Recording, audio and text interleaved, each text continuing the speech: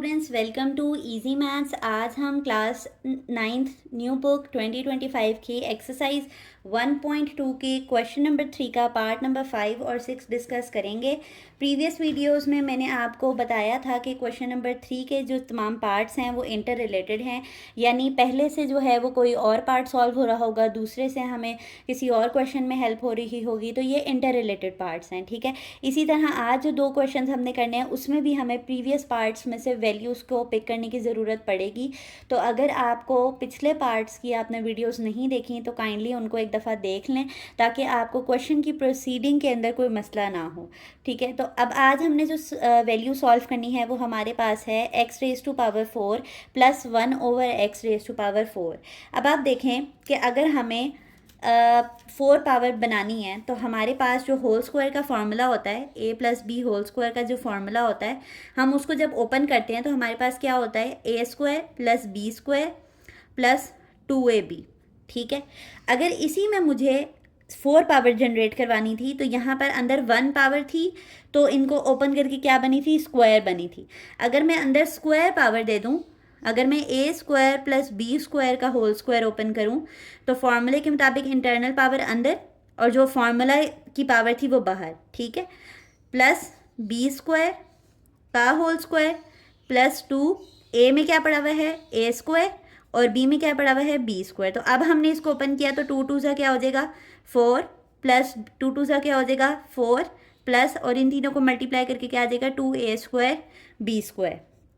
आप देख रहे हैं ये चीज़ कि अगर हमें स्क्वायर से हम स्क्वायर का स्क्वायर ले लें तो हमारे पास कौन सी पावर जनरेट हो जाएगी, 4 पावर जनरेट हो जाएगी। तो हमें 4 पावर जनरेट करवानी है, तो हमें इसका मतलब है कि अगर हमारे पास x² + 1/x² हो तो हम इसका अगेन स्क्वायर लें तो हमारे पास क्या चीज़ बन जाएगी, x4 + 1/x⁴ बन जाएगा।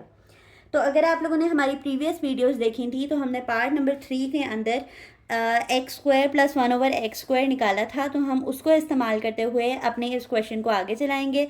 तो हम यहाँ पर वैल्यू को रेफ़र कर लेते हैं कि हमारे पास x² और 1/x² की क्या वैल्यू आई थी, x² + 1/x², और ये हम कहाँ से इसकी वैल्यू को रेफ़र करने लगे हैं, फ्रॉम पार्ट 3।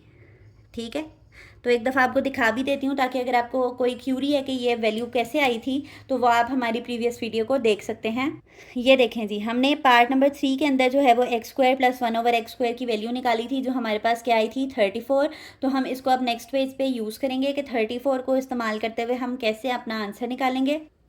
तो यहाँ पर हमारे पास क्या आ गया है 34, और मैंने आपको बताया है कि हम स्क्वायरिंग करने लगे हैं तो हम take square on both sides लिखेंगे। ठीक है, तो x² + 1/x² का होल स्क्वायर और 34 के ऊपर भी क्या आ जाएगा, स्क्वायर। जब कोई काम हम खुद से करवाते हैं तो वो हमें इक्वल के बोथ साइड्स पे देना पड़ता है ताकि इक्वालिटी जो है वो ख़राब ना हो। अब हम यहाँ पर फॉर्मूला रेफ़र कर लेते हैं कि हमारे पास a + b होल स्क्वायर को कैसे ओपन करते हैं। a + b होल स्क्वायर को हम ओपन करते हैं a² + b² + 2ab। तो मैंने अभी आपको बताया कि अगर कोई इंटरनल पावर हो तो हमें फिर इंटरनल पावर को भी लिखना पड़ता है कि x की जो इंटरनल पावर है वो स्क्वायर है और यहाँ पर फॉर्मूला का स्क्वायर बाहर आ जाएगा। इसी तरह b में हमारे पास क्या है, 1/x² है, इंटरनल पावर वैसी और स्क्वायर फार्मूले का प्लस 2 फार्मूले का। a में हमारे पास क्या है x², b में हमारे पास क्या है 1/x²। ठीक है, और 34 का स्क्वायर हम कैलकुलेटर से कैलकुलेट कर लेते हैं कि हमारे पास 34 का स्क्वायर जो है वो, एक मिनट, 34 का हमारे पास जो स्क्वायर है वो आता है 1156।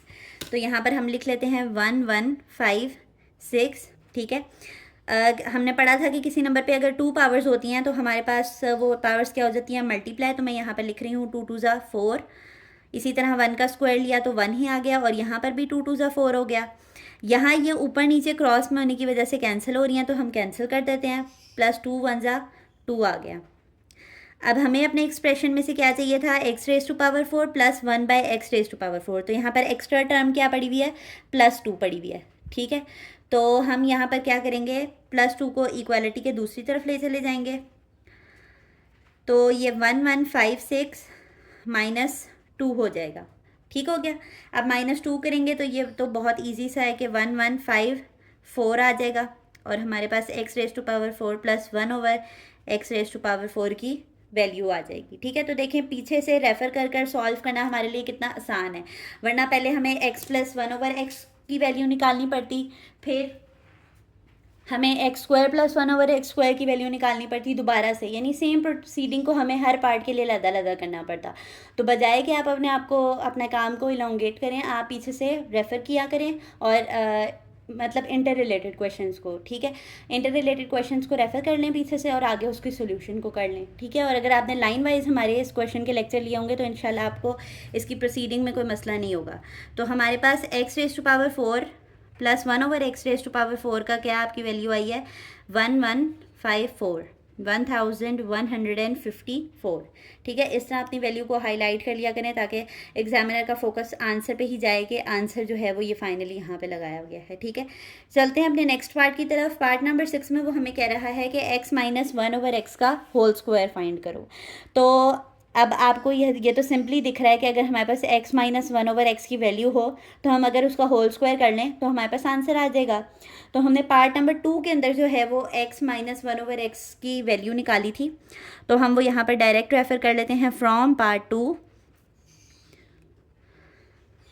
x - 1/x जो है वो आपके पास बराबर था 2√8 के।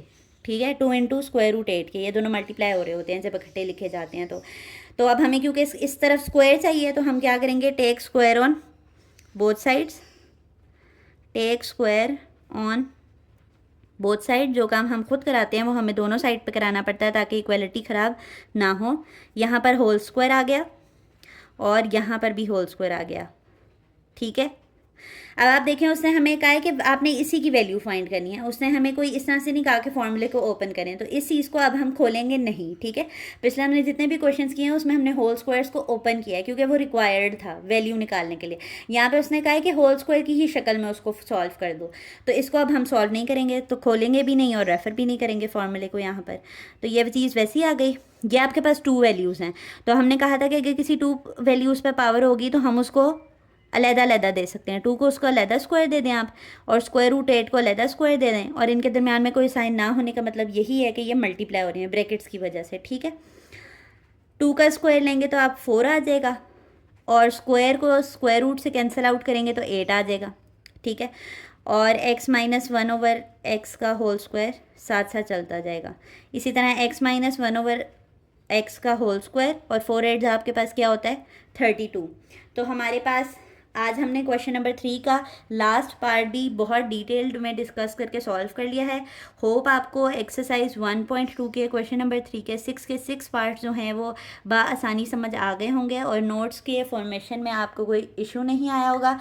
अगर आपको फिर भी किसी पार्ट में मसला होता है तो इसके लिए मैं यही रिक्वेस्ट करूँगी कि आप क्वेश्चन नंबर 3 के जो वीडियोज़ हैं उनको लाइन वाइज देखें ताकि आपको प्रोसीडिंग जो है वो सवालों की ईजीली समझ आए।